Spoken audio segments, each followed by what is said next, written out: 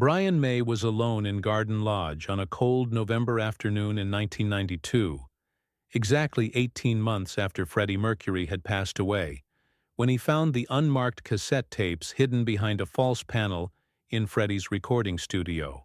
What he heard in those next 3 hours would change everything he thought he knew about his closest friend, and explain mysteries that had haunted him since that final goodbye.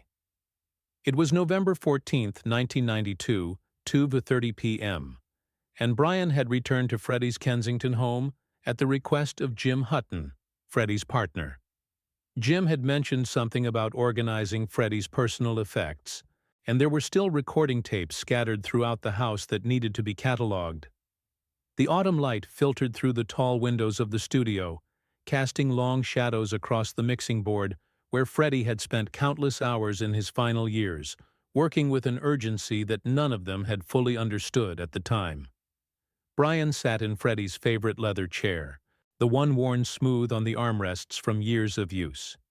He could still smell traces of Freddie's cologne in the room, that distinctive scent that seemed to linger in every space his friend had occupied.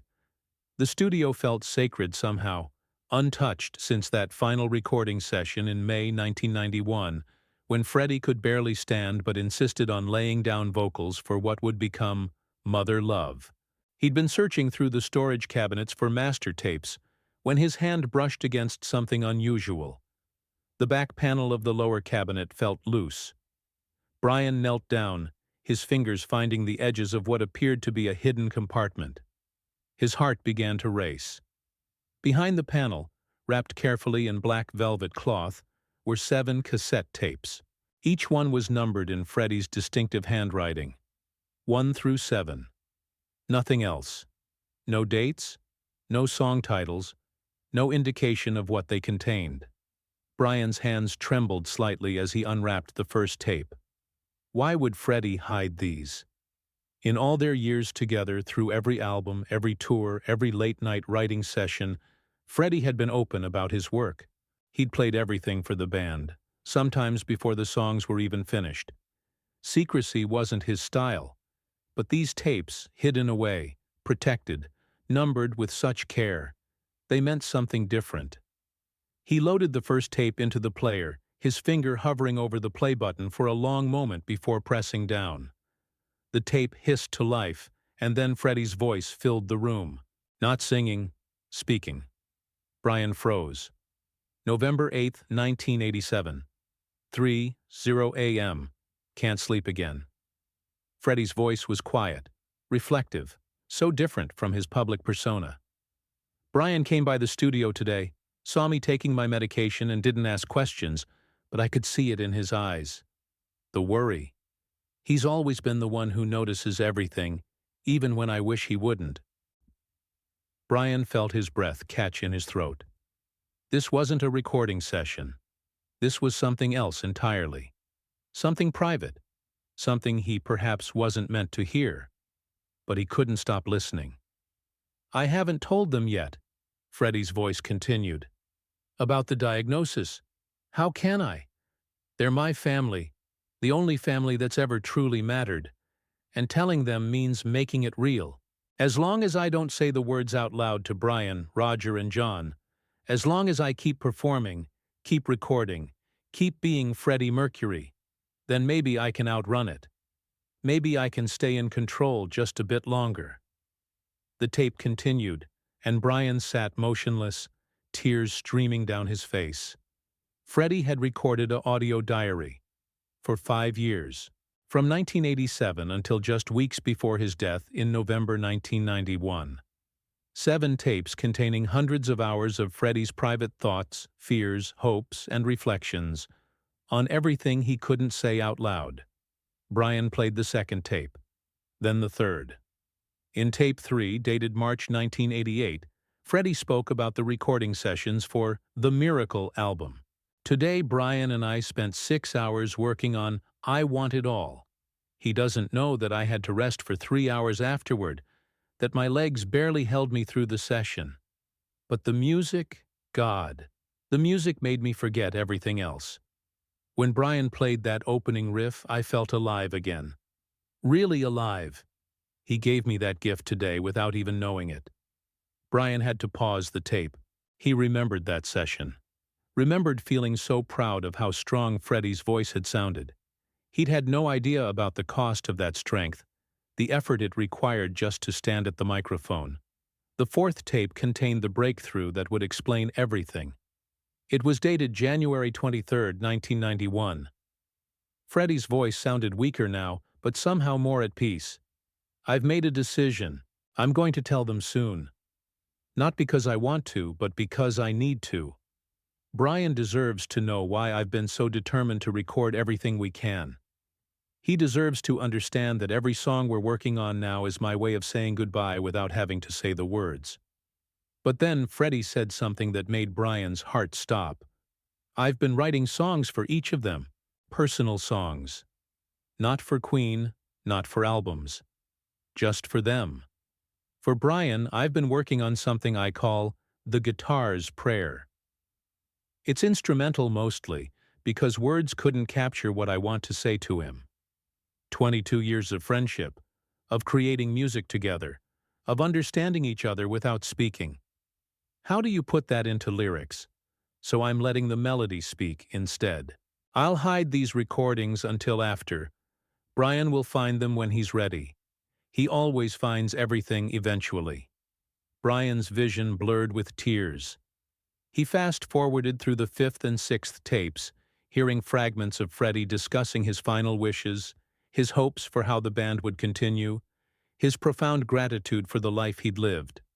And then, on the seventh tape, dated October 29, 1991, just 3 weeks before Freddie's death, came the final entries. "If you're listening to this, Brian, it means I'm gone, and it means you found what I left for you. I knew you would. You've always been the one who looks deeper, who searches for meaning in everything." Freddie's voice was barely above a whisper now. "I want you to know that these last few years, as hard as they've been, you made them bearable. Every time you came to the studio, every time you played guitar, every time you looked at me like I was still the same Freddie we both knew, you gave me permission to keep being that person. To not be the disease, to still be the musician, the friend, the fighter." Brian was sobbing now, openly, his shoulders shaking. He'd spent 18 months wondering if he'd done enough, if he'd said the right things, if Freddie had known how much he mattered. "I need you to do something for me," Freddie continued. "After you finish listening to all of these, there's one more tape.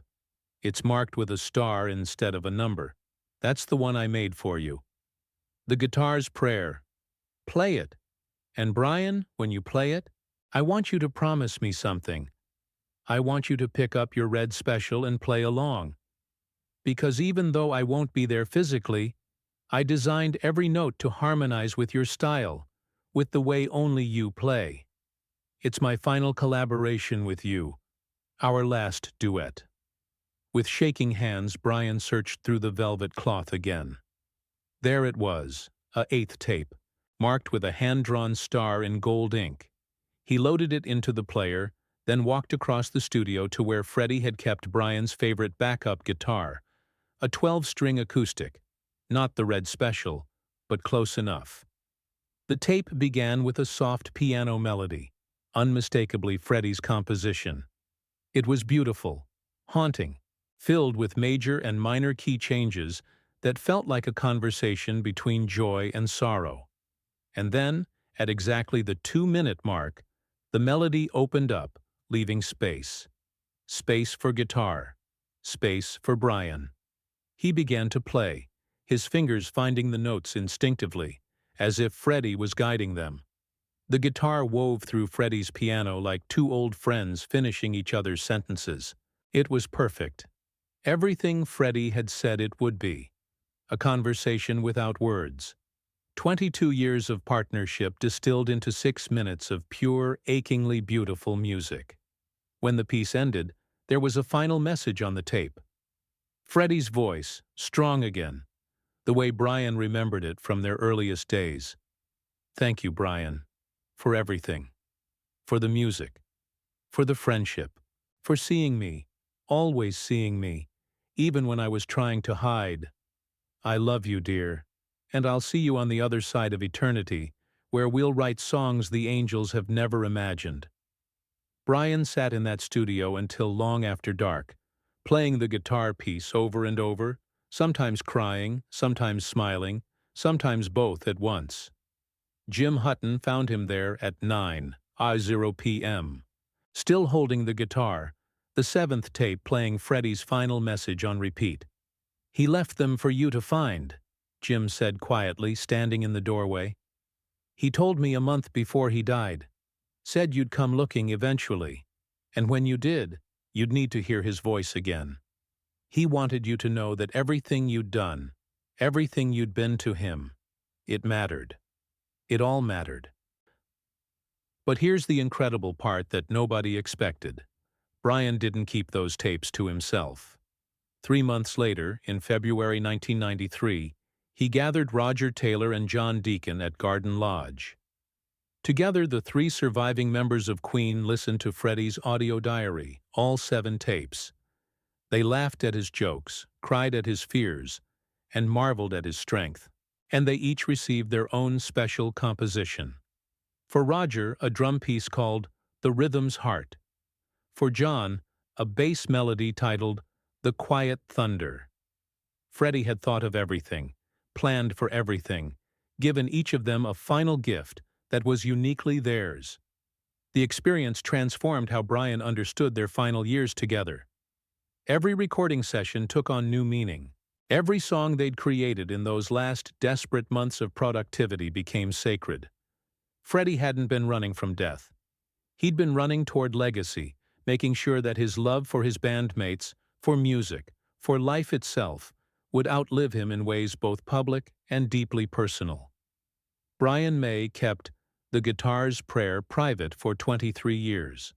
But in 2015, on what would have been Freddie's 69th birthday, he finally performed it publicly at a tribute concert at the Royal Albert Hall in London.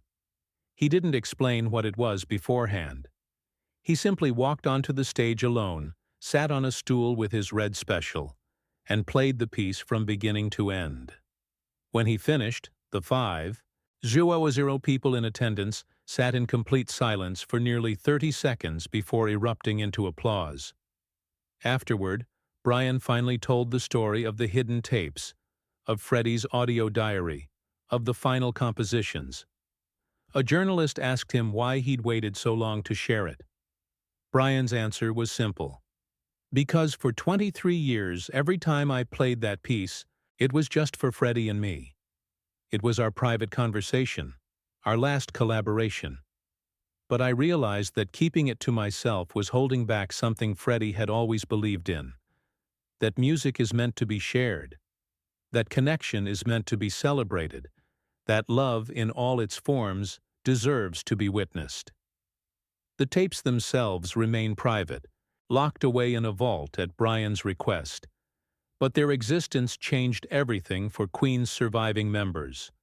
They launched the Mercury Phoenix Trust with renewed purpose, armed with Freddie's own words about wanting his death to mean something, to help others, to turn tragedy into hope.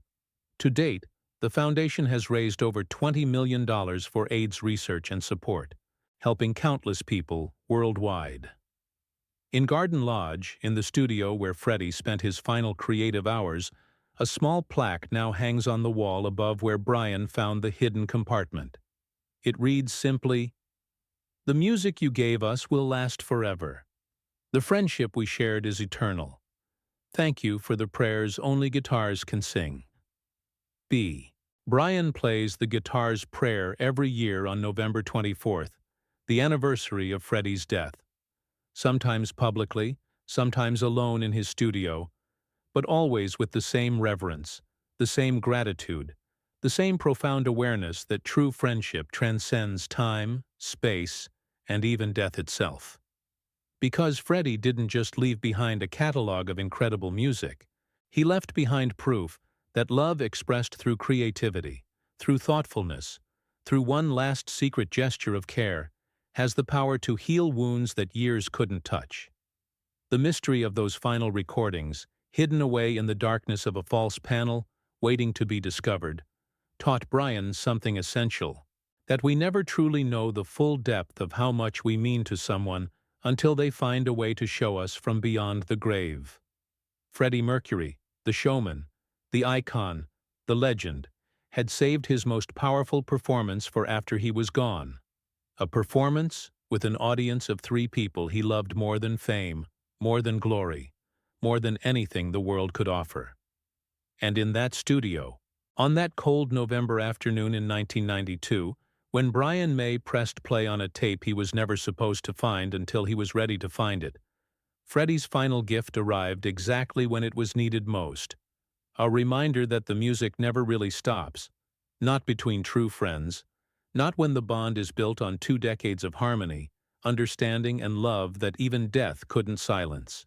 If this incredible story of Freddie's lasting love and Brian's heartbreaking discovery moved you, make sure to subscribe and hit that thumbs up button. Share this video with someone who needs to hear about the power of friendship that transcends even death. Have you ever discovered something left behind by someone you loved that changed how you understood your relationship with them? Let us know in the comments. And don't forget to ring that notification bell for more amazing true stories about the unbreakable bonds behind music's greatest legends.